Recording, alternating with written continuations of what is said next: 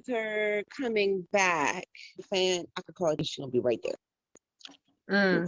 Like I'm always fighting somebody else's battles, but I You fight my said that own. quite a bit throughout our conversation, that you're fighting people's battles. So, Yeah, so again, if we're talking about what you attract, right? If that's what you're putting out there, imagine your vibration screaming. Your mouth is closed, no matter how much your mom told you to keep your mouth shut. Your mouth is closed and you're walking down the streets and what people are seeing vibrationally is, I fight your battles. I fight your battles. Well, who's gonna be attracted to somebody who fights battles? Somebody who needs their battle being fought. I have a man beating me. I need somebody fighting my battle. I have low vibration. I need somebody fighting my battle. I have some family issue, my children getting out of control. I need somebody fight my battle. I fight battles. I fight battles. You can come to me because you fight battles and you're not equipped to fight people's battles. Nobody is equipped to fight other people's battles.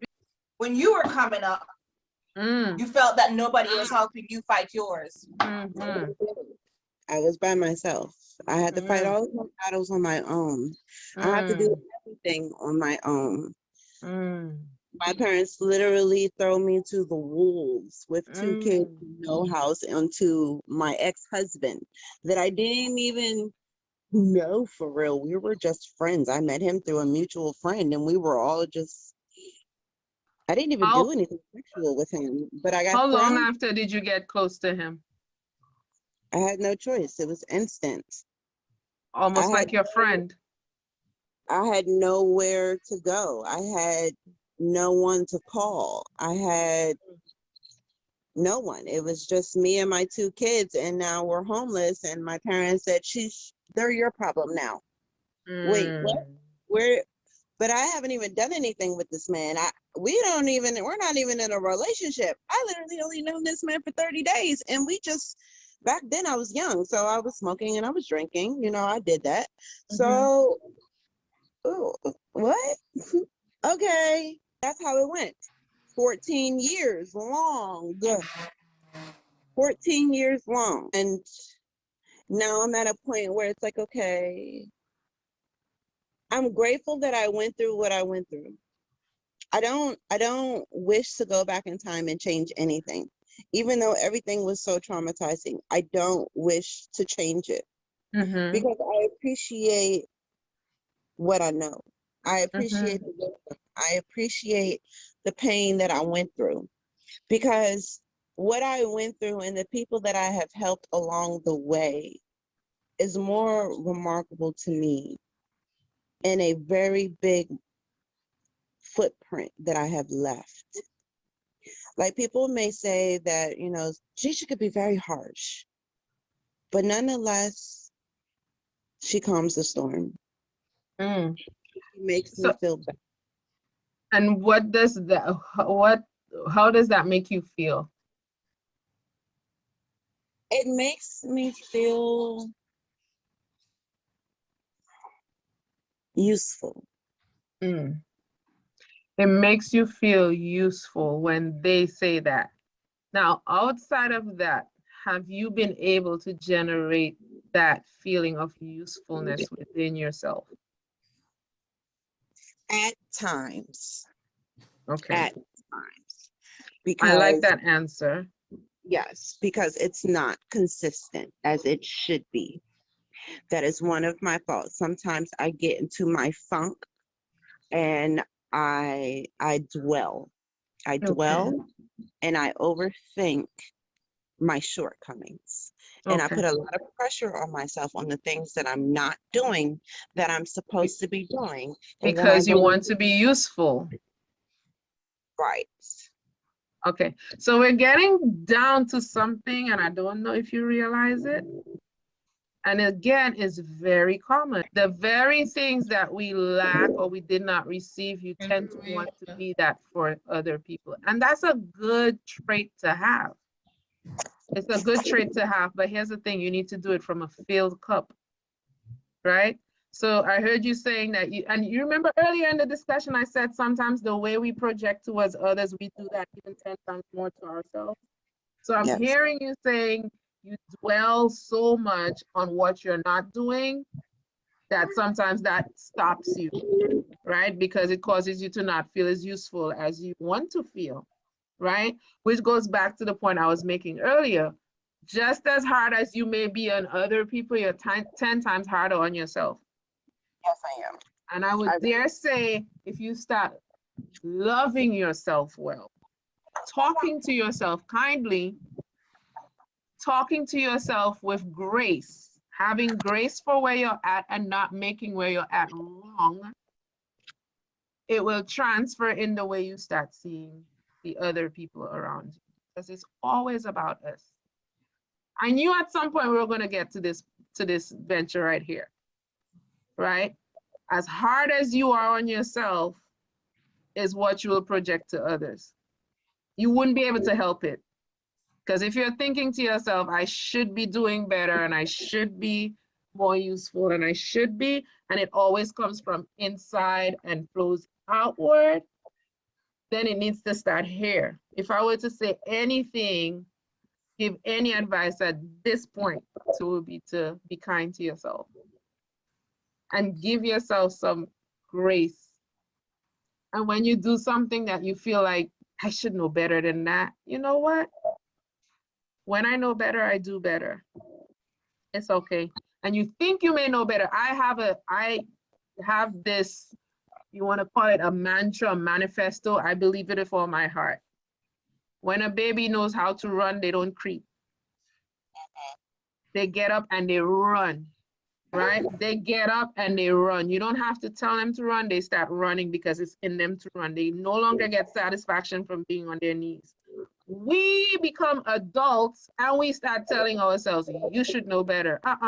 When you know better, it naturally happens. So when you have your dips, don't make yourself wrong. You look at the situation, you realize you had a dip, and you keep it moving. You know what? The fact that you have an awareness of that dip is bigger than anything else because you're empowered to move forward.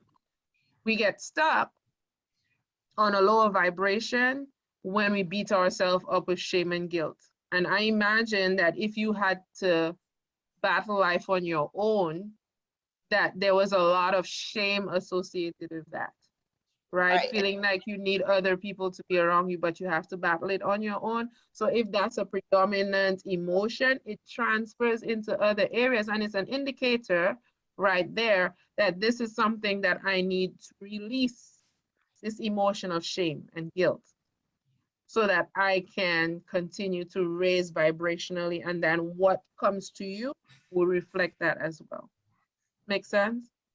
It does make sense. When I went through that very long healing process, I addressed that with myself, which is why I'm able to talk about it without having any hurt emotions towards it. Because when I used to talk about it and I used to talk about my childhood and everything that I went through in my early years, I would start crying because it really hurt my feelings that I could never turn to the left or the right and someone be right there. Like every time I fall, I always wished and hoped that somebody would catch me.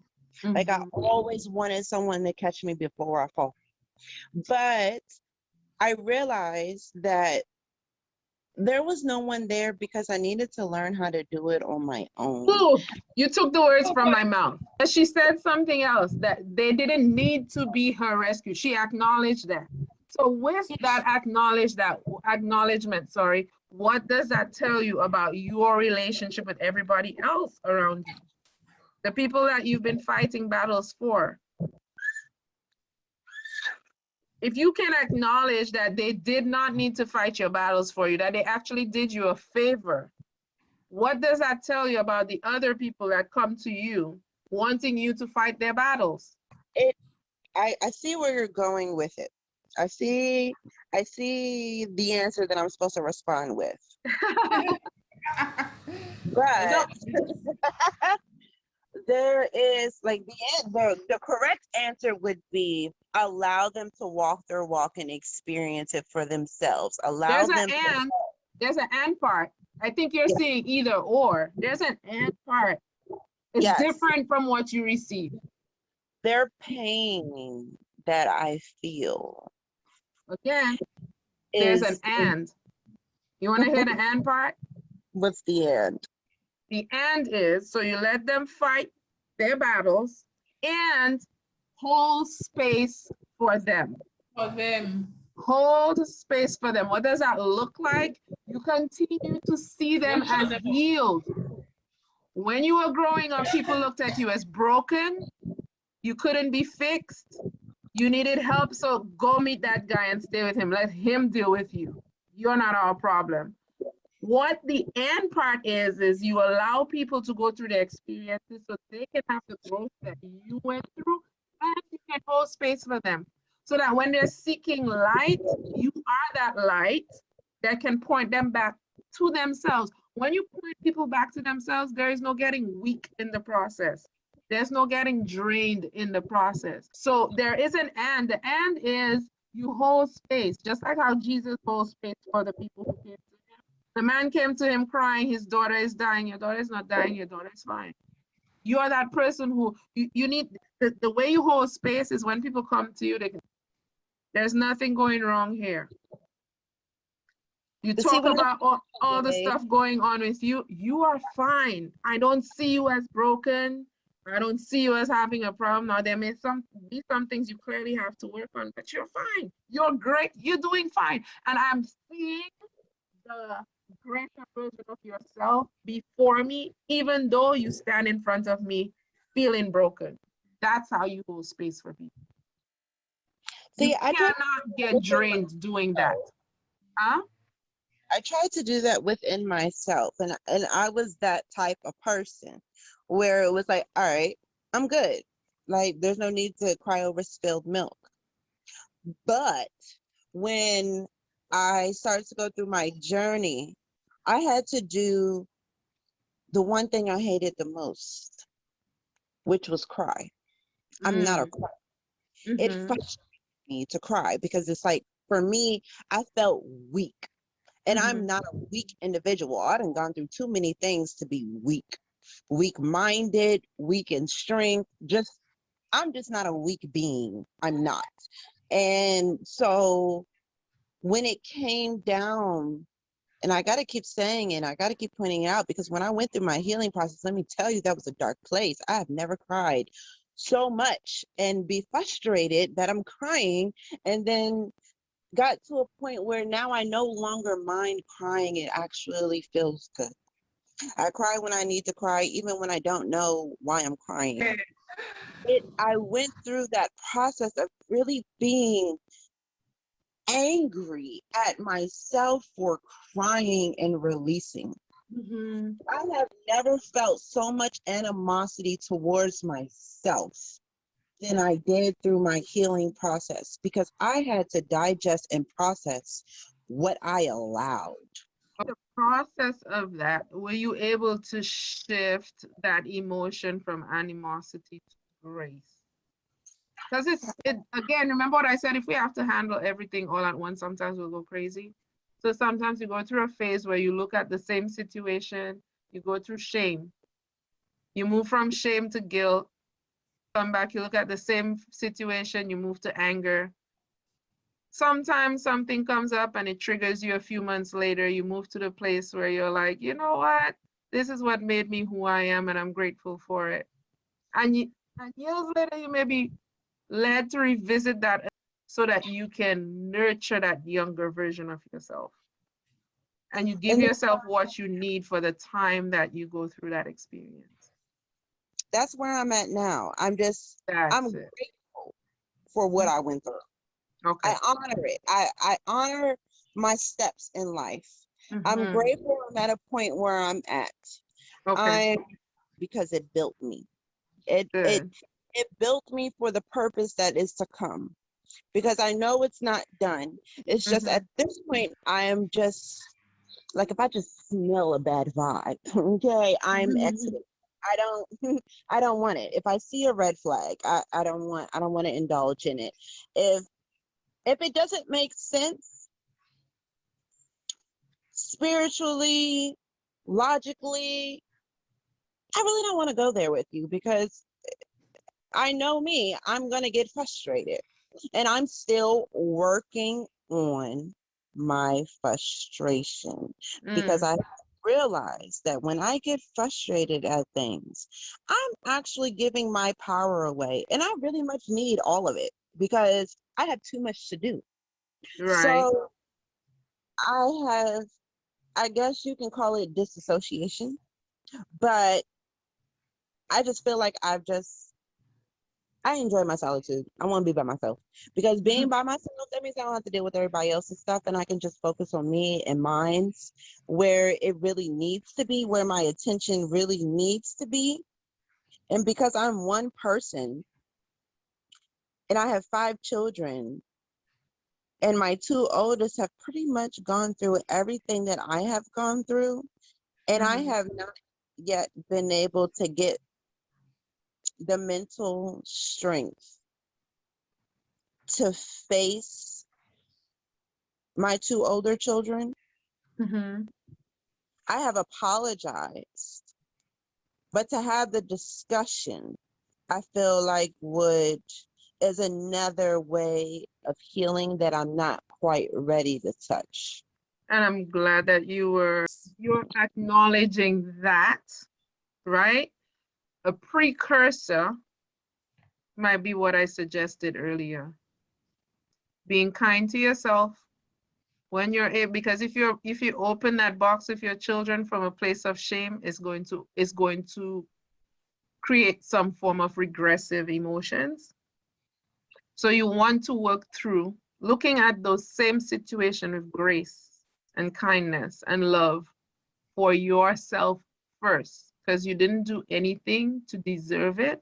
You didn't do anything to draw it to you. It may be experiences that your higher self or your soul called for so that it could create the better versions of you, but you did not do anything wrong. You always have to be strong, and you always have to put up a front. That's the screen. I got it. I have it all figured out. I know. That's the screen. When that screen is down, my suspicion is that Jo can feel weak if she doesn't know, can feel weak if she doesn't have it all together. And that's the space that you need to start being kind. You know what? You don't have everything figured out, and it's okay. You don't have to. You don't have to, and it will still come to you. You'll have it all figured out when you need to have it figured out. And be kind to yourself in the space that you're at. And when that happens and you can embody that grace, not make yourself wrong, it's going to transfer, and you will naturally be ready. They're going to want to have that discussion with you. They'll know that it's the right time. They'll know that you're not going to be defensive. You're not going to make anybody wrong, including the other people involved in the story. And that will be the best space to heal for everybody. I feel like waiting until they're adults would be wrong of me. You're coming from what you need. Again, I'm not telling you to take any action now. I know that it will happen naturally. When you start being kind to yourself, you're not just seeing things from, I feel like that's what they need. You're going to naturally see the big picture, and you will be guided to. You're not going to make the decision based from a space of, this happened to me, so I want to do this now. Because some things that happen to you, the discussion you had with your parents as an adult, that was the time for it to happen. That was the time. It was just the time. That's when they were ready for it. There's a time when your children will be ready for it. It may be now, it may be later, but your only job is not to figure out the how. When you're trying to figure out the how, that's little has to figure out how to make things happen, to make the world work for her. That's little. When that child starts to pop up, you need to point her out as, no, that's not the adult me. That's the little one right here, trying to figure things out, right? And your only job, deal with this, be kind to her, nurture her, have grace for her. She's gonna guide you. and how to deal with those situations when the time is right. And it's gonna happen so naturally. You'll come back here and say, girl, that has happened before, by the way. We've had people come back on the call a few weeks after say, I don't know what happened. I did what you said, and next thing I know, things just started to fall into place, right? So I'm suggesting that you it seems like you're in a good space right now. To me, the best space to be in is when you've worked through all that stuff and you've experienced the pain, and now you get to go through it on a calmer scale. Yes. I remember there was a stage in my life where working through issues was to get over fear.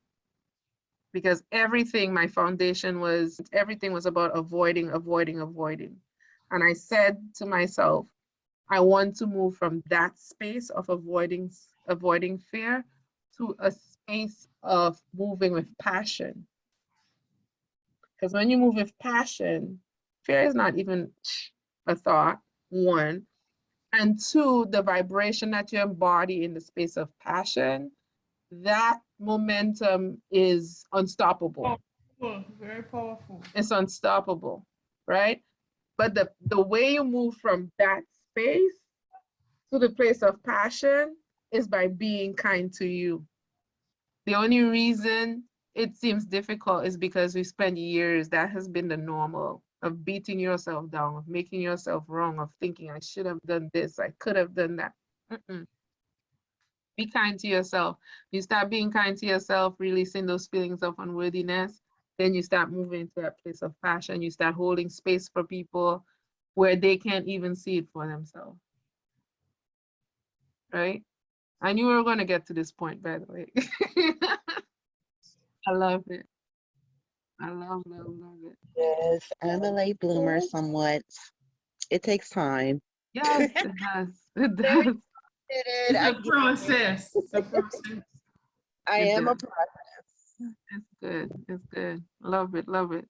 Well, girl, it seems like this call, I know everybody else benefited, but it seems like, again, I believe when your desire is so strong, you call forth experiences that will cause you to shift. And clearly you have a desire to be even a better version of yourself, right? And so I'm going to be looking forward to hearing from you and hearing how things turn around. Okay?